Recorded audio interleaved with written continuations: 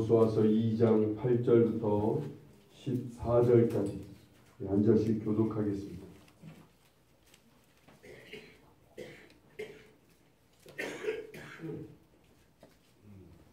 봉독합니다. 또 그들이 눕기 전에 라합이 지붕에 올라가서 그들에게 이르러 말하되 여호와께서 이 땅을 너희에게 주시느니라 하노라. 너희가 너희를 심히 두려워하고 이 땅 주민들이 다 너희 앞에서 한감히 논다니. 이는 너희가 애굽에서 나올 때 여호와께서 너희 앞에서 홍해 물을 마르게 하신 일과 너희가 요단 저쪽에 있는 아모리 사람의 두 왕 시온과 옥에게 행한 일 곧 그들을 전멸시킨 일을 우리가 들었음이니라. 우리가 듣자 곧 마음이 녹았고 너희로 말미암아 사람이 정신을 잃었나니 너희 하나님 여호와는 위로는 하늘에서도 아래는 땅에서도 하나님이시라. 그러므로 이제 정하노니 내가 너희를 선대하였은즉 너희도 내 아버지 집을 선대하도록 여호와로 내게 맹세하고 내게 증표를 내라. 그리고 나의 부모와 나의 남녀 형제와 그들에게 속한 모든 사람을 살려도 우리 목숨을 죽음에서 건져내라. 그 사람들이 그에게 이르되 내가 우리의 이 일을 누설하지 아니하면 우리의 목숨으로 너희를 대신할 것이요 여호와께서 우리에게 이 땅을 주실 때에는 인자하고 진실하게 너를 대우하리라. 아멘. 지금의 50대, 60대를 낀 세대라고 그러죠. 지금 5, 60대 저 같은 사람을 낀 세대라고 그럽니다. 1980년 이후에부터 자식을 낳기 시작해서 그때부터 부모가 되기 시작한 사람들, 이분들이 다 낀 세대들이에요. 이들의 부모님들, 그러니까 우리 5, 60대의 부모님들은요, 전쟁과 그리고 일제치하에서 아주 어렵게 그 전쟁을 거치고 그런 속에서 자식을 키워오신 분들이에요. 그래서 얼마나 많은 수고와 희생을 치렀는지 몰라요.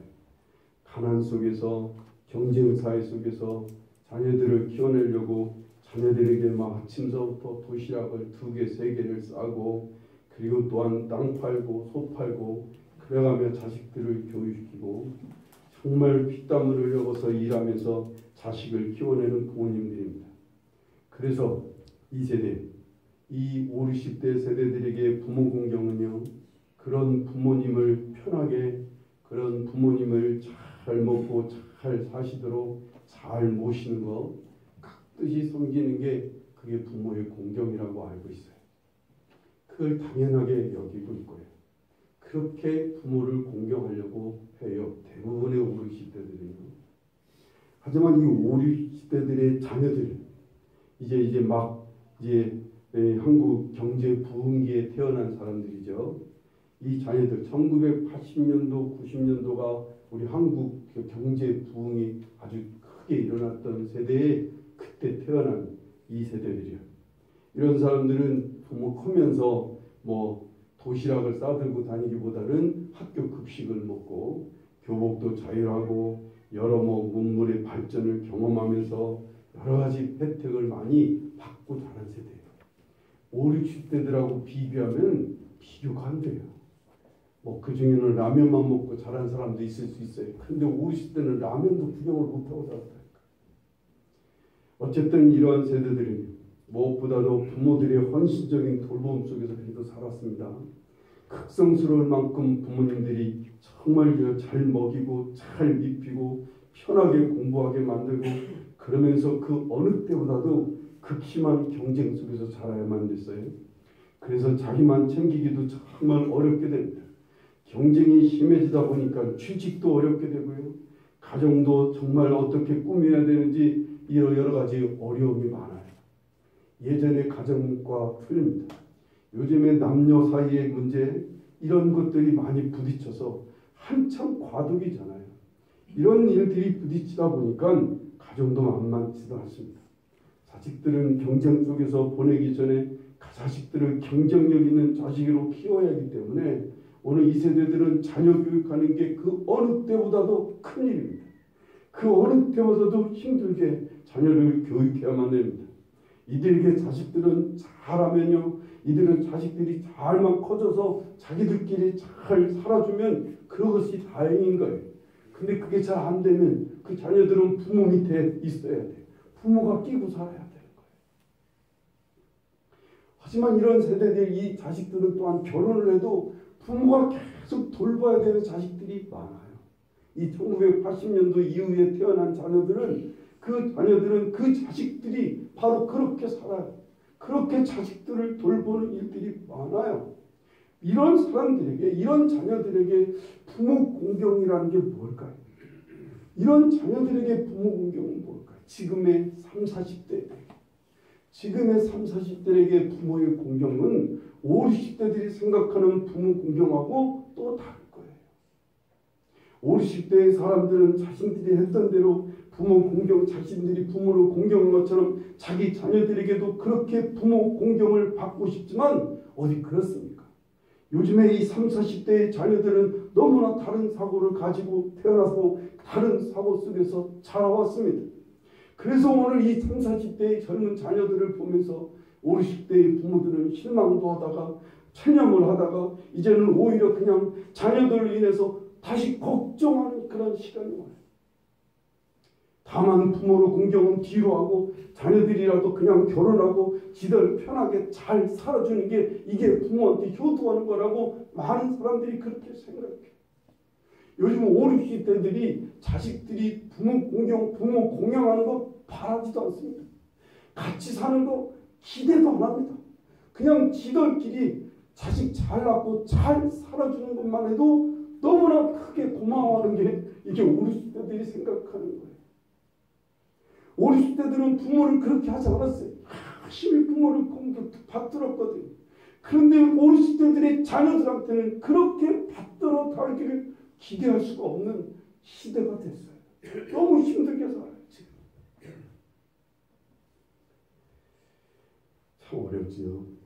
그런데 또 이제 30, 40대는 그렇다 치고 지금 이제 어린애들, 10대들 이 아이들은 또 어떻게 생각할까요? 이 부모 공경을. 이 아이들은 어떻게 부모를 공경한다고 생각할까요? 게임에 빠져있고 핸드폰에 집중하고 그리고 이 밥을 사 먹어도 아주 친한 친구끼리 밥 먹는데도 각자 돈을 계산합니다. 요즘 엊그제 슈퍼를 갔는데 슈퍼마켓 그 계산하시는 아주머니가 혀를 끌끌 차며 그러는 거예요. 세상에 친구들을 데리고 6명이 슈퍼마켓을 왔는데 지가 돈 10,000원짜리 하나 내는데 800원짜리 하나 사고 9,200원을 거슬러 가더래요. 여기 그 주위에 있는 5명의 친구들한테는 하나도 안 사주고 저만 혼자 800원짜리 하나 사갖고 우르르 나가는 걸 보고 요즘 애들은 왜 저러는지 모르겠다고 그래요. 요즘에 그래요. 요즘 아이들에게는 자기 행복을 위해서 니들이 원하는 거 하라는 거예요.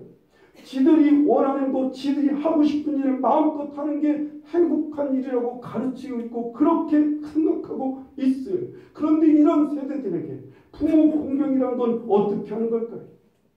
이 10대들에게 지금 오늘 이 어린애들은 부모 공경이란 걸 어떻게 생각할까요? 짐작할 수 있죠. 그냥 대충 짐작할 수가 있어요.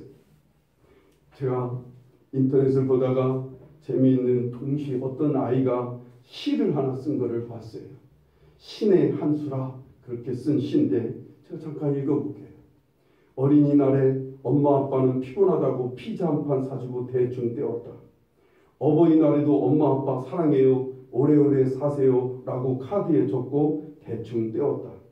엄마 아빠 나이쯤 되면 가는 게 있어야 오는 게 있다는 걸 알 텐데 왜 자꾸 깜빡하나 모르겠다. 누가 만들었는지 어린이날 다음이 어버이날인 건 신의 한수다. 동시를 썼어요.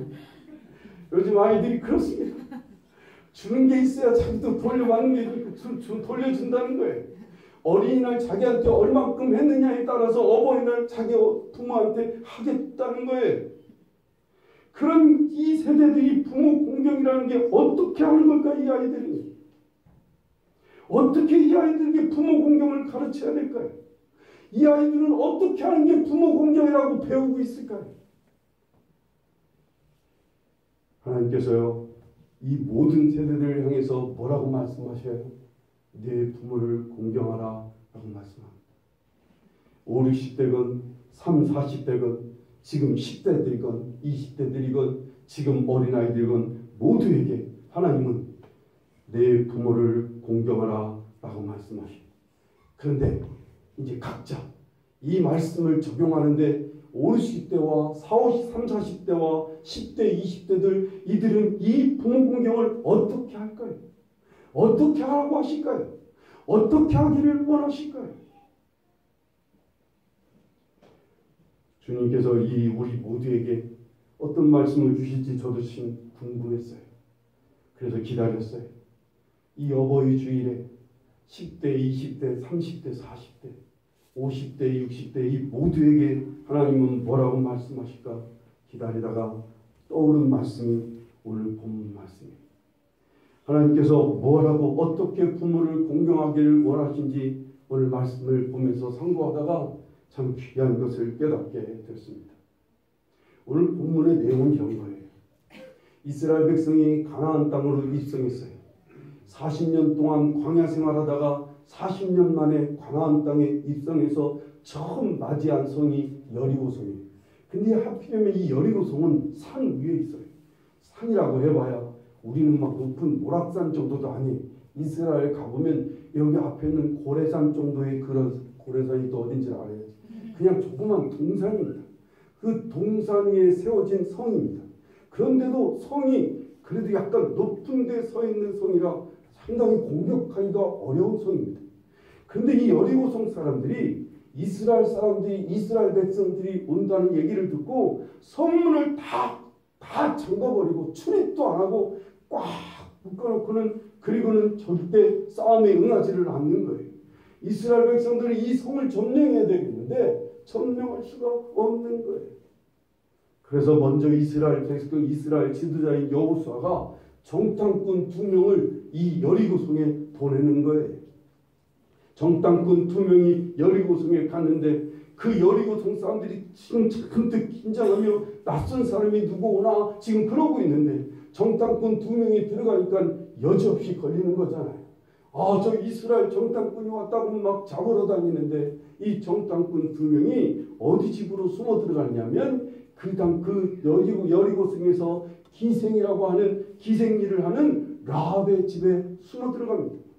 근데 이 기생하는 이 라합이 무슨 생각이었는지 이 정탐꾼 2명을 자기 옥상에다가 몰래 숨겨주는 거예요. 군사들이 쫓아와서 이 정탐꾼을 내놓으라고 하는데 벌써 갔다고 거짓말을 해가며 이 두 사람의 정탐꾼을 숨겨뒀다가 이제 풀어줍니다. 그러면서 하는 말이 내가 지금 이 두 사람이 이스라엘의 정탐꾼 앞에 서서 하는 말이 우리 지금 이 백성들 여리고에 있는 모든 백성들은 당신의 하나님에 대한 얘기를 듣고 모두 다 간담이 서늘하고 마음이 녹아있고 정신줄이 나간 상태다. 그러고 있는 상태에 있는데 나도 그렇다. 나도 그 하나님에 대한 얘기를 들었는데 나는 그 하나님을 인정한다. 세상에 다른 신이 없다고 나는 믿는다. 오직 하나님만이 참 하나님이시라고 나는 믿는다. 그 하나님 앞에 내가 너희들을 살려줬으니 너희들을 잘 선대했으니 나도 나와 내 가족들 우리 부모와 우리 가족들을 살려달라고 부탁하는 거예요. 당신들은 분명히 우리 여리고성을 멸망시킬 거라고 나는 생각한다. 그때 우리의 가족들 내 부모와 내 형제 자매들을 좀 살려달라고 기생 라합이 부탁하는 거예요.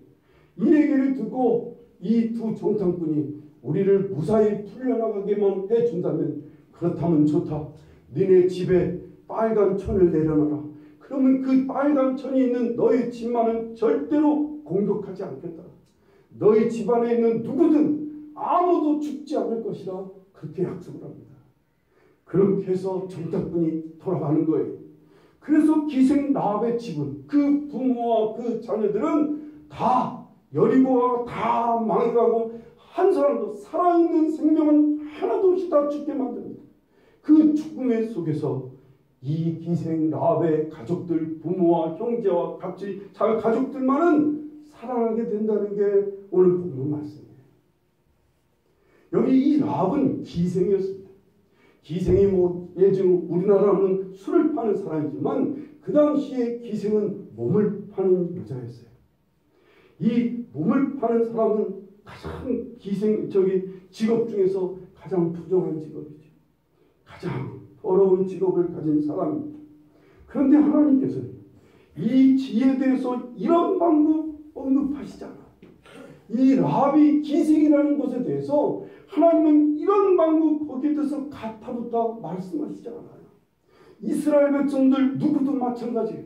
이스라엘 백성들 누구도 이 여인의 직업에 대해서, 이 여인이 몸을 파는 여자라는 것에 대해서 누구도 탓하지 않습니다. 조금 더 거기에 대해서 말하지 않아요. 우리가 조금만 생각해 보면 우리 실은 그래요. 몸을 파는 거나 웃음 파는 거나 양심 파는 거나 뭐 영혼을 파는 거나 신앙을 파는 거나 이거 다 한 가지 아니겠어요? 다 더럽고 추한 사람들 아니에요? 하나님도 그러셨을 것 같아요. 예전에 우리 부모님들은요, 자식이 높은 자리에 올라가고 자식이 큰 부자가 되고 공부를 잘하고 출세하고 이런 것이 자랑이고 이런 것이 부모에게 효도하는 것이라 그렇게 생각했어요. 한동안 교회도 박사학위를 받은 그런 목사를 선호했어요. 뭐 서울대 나온 사람이 갑자기 변화돼 갖고 목사가 된 이런 사람을 막 교회에서 막 유명한 강사로 초대하고 그랬어요. 외국에 가서 공부 조금 해갖고 박사학위 받은 이런 사람들 말이에요. 과학자 생활하다가 무슨 철학자 하다가 무슨 판검사 하다가 예수 믿고 그리고 그렇게 교회로 들어와서 그래서 목사가 되고 그래서 교인이 되면 온 나라에 막 무슨 광고를 써붙이고 간증하러 다니고 난리 났습니다. 최근까지도 그러다가 이제 보고 나니까 이제 알고 보니까 이들이 무슨 의미가 있어 이게.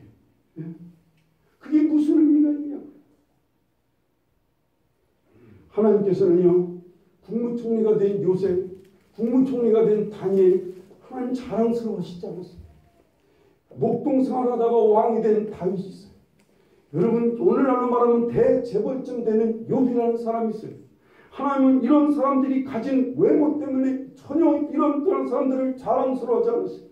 다만 이들이 고난과 역경 속에서 그들이 신앙을 지켜내고 그들이 믿음을 지켜내고 그런 속에서도 겸손히 하나님을 섬긴 것에 대해서 하나님은 자랑스럽게 여기셨어요.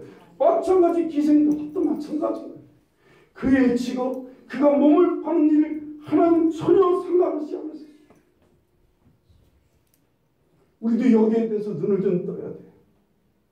몸을 파는 거나 웃음 파는 거나 양심 파는 거나 그 뭐 정말 자기 자존심을 팔고 영혼까지 파는 거 이거 모두 다 같은 불이야. 다 더럽고 추한 사람. 이것이 효와 불효를 가르는 거 아니에요. 이것이 하나님께 영광을 돌리느냐 영광을 가리느냐가 아니라고요. 진짜 하나님께 영광이 되는 건 뭐예요?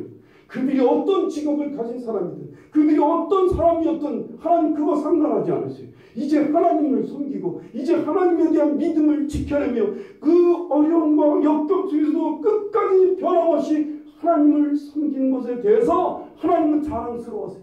하나님 그것에 대해서 기뻐하시고 영광스러워하신다 그 말이에요. 그게 하나님 앞에 효도하는 거지. 하나님께서는 이 기생이었던 라합에게 이 라합이 무엇을 기생했던 라합을 통해 우리에게 뭔가를 보여주셔요. 이 여인이 하나님의 그 행하신 일을 두려움으로 받아들이고 믿음으로 인정하는 것을 우리에게 가르쳐주고 있어요. 9절부터 한번 다시 볼까요? 2장 9절부터 이는 너희 말하되 여호와께서 이 땅을 너희에게 주신 줄을 내가 아노라. 우리가 너희를 심히 두려워하고 이 땅 주민들이 다 너희 앞에서 간담이 농량이 이는 너희가 애굽에서 나올 때 여호와께서 너희 앞에서 홍해물을 바르게 하신 일과 너희가 요단 저쪽에는 아모리 사람의 두 왕 시온과 오객이 행한 일 곧 그들을 전면시킨 일을 우리가 들었습니다. 우리가 듣자 곧 마음이 녹았고 너희로 말미암아 사람이 정신을 잃었나니 너희 하나님 여호와는 위로는 하늘에서도 아래로는 땅에서도 하나님이시니라 라고 말씀합니다. 자기 백성들 그 똑똑하고 힘있고 내누라는 모든 사람들 하나님에 대한 얘기를 모두 듣고 다 마음에 넣고 정신을 잃을 만큼 되었어요. 그러나 아무도 하나님을 인정하지는 않았어요. 그런데 그 중에 라합만 하나님을 믿음으로 인정하고 믿음으로 받아들였다. 그 말입니다. 여리고 성 사람들이 다 하나님에 대한 얘기를 다 알고 있어요. 하나님이 하신 일들을 다 들었어요. 그런데 그 많은 사람들이 다 하나님을 인정하지는 않아요. 받아들이지는 않아요. 오직 라합만, 그것도 기생이었던 라합만은 하나님을 인정하고 받아들이는 거예요. 그뿐만 아니라 이 믿음은 여기까지만 있으면 반쪽 믿음이 되는 거예요. 이것은 죽은 믿음이 되기가 아주 쉬워요. 이때 여기까지는. 이 라합은요, 하나님의 사람 2명을 향해서 목숨을 걸고 이 하나님의 사람들을 지켜주고 숨겨준단 말이에요. 이것을 그녀는 12절에 뭐라고 표현했냐면 내가 너희를 선대하였다 그렇게 말합니다. 지난주 말씀처럼요. 마태복음 18장 5절에 또 누구든지 내 이름으로 이런 어린아이 하나를 영접하면 나를 영접함이라는 말씀대로 사람을 대접하고 사람을 살려주는 일을 이 여인은 목숨을 걸고 했단 말이에요. 이게 살아있는 믿음이에요. 그리고는 12절 13절을 보세요. 12절 13절에 보면 그러므로 이제 청하노니 내가 너희를 선대하였은즉 너희도 내 아버지의 집을 선대하도록 여호와로 내게 맹세하고 내게 증표를 내라. 그리고 나의 부모와 나의 남녀 형제와 그들에게 속한 모든 사람을 살려주어 우리 목숨을 죽음에서 건져내라 라고 요구합니다. 이 여인의 살아있는 믿음, 이 믿음의 행위, 하나님을 인정함으로 사람을 대접하고 사람을 살리는 이 행위가 그의 부모와 가족 모두를 살려내는 결과를 가져오게 된다 그 말입니다. 14절에 그래서 이들이 말하죠. 그 사람들이 그에게 이르되 네가 우리의 이 일을 누설하지 아니하면 우리의 목숨으로 너희를 대신할 것이요 여호와께서 우리에게 이 땅을 주실 때는 인자하고 진실하게 너를 대우하리라. 그래서 이들 모든 가족이 다 살아나게 되는 거예요. 붉은 줄을 다리 밑에 내려갖고 이들 모든 가족이 다 살아납니다. 우리는요, 부모를 살린다고, 부모를 공경한다고, 부모님만 대접하고, 부모님만 섬기고, 찾아가고, 이런 말합니다. 우리는 자식을 살린다고 온통 자신만을 붙들고, 참견하고, 가르치고, 뒷바라지하는 일에 매진합니다. 그러느라 하나님께서 대접하기를 원하시는 이웃들, 하나님께서 섬기라고 하는 이웃들은 그냥 놓치는 경우들이 많습니다. 하나님을 높이며 하나님을 섬기며 하나님을 인정하는 일을 뒤로 할 때가 많습니다. 그러다 보니까 오히려 죽는 일만 생기는 거예요. 죽는 결과만 가져오는 경우가 더 많이 생기는 거예요. 하나님은 뒤로 한 채 부모님만 섬기다가 보니까 하나님은 뒤로 한 채 자식들만 섬기다 보니까 오히려 죽는 일만 생겨요. 오히려 부모님이 하나님을 믿고 소망을 갖고 사는 것이 이게 진정으로 사는 게 아닐까요? 오히려 우리의 자녀들이 하나님을 인정하고 하나님의 부르심을 따라 하나님께 헌신하며 살아가는 것이 그들의 하나님의 목적과 뜻대로 사는 것이 이게 진정으로 사는 게 아닐까요? 부모와 자녀가 하나님 안에서 하나님의 일을 하며 하나님을 기뻐하며 평안하게 이 땅을 신앙을 가지고 이 땅에 소망을 가지고 정말 행복하게 사는 것이 진정으로 사는 것이란 말이에요. 행복은요, 관계에 있다고 했어요. 하나님과의 관계 속에서 하나님을 경외하고 하나님을 경배하면서 사람과의 관계 속에서 사람을 대접하고 사람을 섬기며 사람을 사랑하면서 행복하게 사는 게 이게 진정으로 사는 것이라 그 말입니다. 내가 하나님을 인정하고 섬기면서 사람을 섬기고 사랑하고 행복하게 살면서 그 안에 부모와 자녀들을 불러들이는 거예요. 그 안에 부모와 자녀들을 그 안으로 이끄는 거예요. 그 생명 안으로, 그 풍성함으로 초대하는 거예요. 이게 진정으로 부모를 공경하고 이게 진정으로 식구를 살리는 거예요. 부모님도 하나님을 경배하고 사람을 섬기고 그래서 행복을 누리도록 이끌어 주셔야 돼요. 내 가족들이 정말 하나님 앞에서 하나님을 섬기며 하나님 안에서 서로 사랑하고 하나님 안에서 서로 사람들을 섬김으로 진정한 행복을 누리도록 이끌어주는 것. 이게 진짜 하나님이 원하시는 부모를 공경하는 일이 아닌가. 진짜 살게 하는 거예요. 진짜. 정말 부모를 살게 하는 거예요. 부모가 사는 일은 하나님을 잘 공경하며 하나님을 잘 섬기며 이웃들을 잘 돌보는 일을 위해서 애쓰고 힘쓰며 행복을 누리는 거예요. 그게 사는 길이에요. 우리의 자녀들이 정말 사는 길은 우리의 자녀들이 하나님을 잘 섬기고 이웃들을 잘 섬기고 함께 사랑을 이루어 행복을 누리는 것이 정말 자녀들이 살리는 길이죠. 여러분과 제가 이 가운데 여러분의 식구들을 이끌 수 있기를 간절히 바랍니다. 이를 위해서 여러분 자신이 하나님을 잘 섬기시기를, 먼저는 하나님을 잘 섬겨서 하나님을 인정할 뿐만 아니라 하나님이 원하시는 사람들을 대접하는 일에 힘쓰는 거예요. 작은 소자를 대접하고 영접하는 일에 힘쓰셔야 돼요. 교회 안에서도 대접받는 일에 신경 쓰는 게 아니라 대접하는 일에 신경 쓰는 거예요. 교회 밖에 나가서도 사람을 섬기고 대접하는 일을 섬기고 힘쓰는 거예요.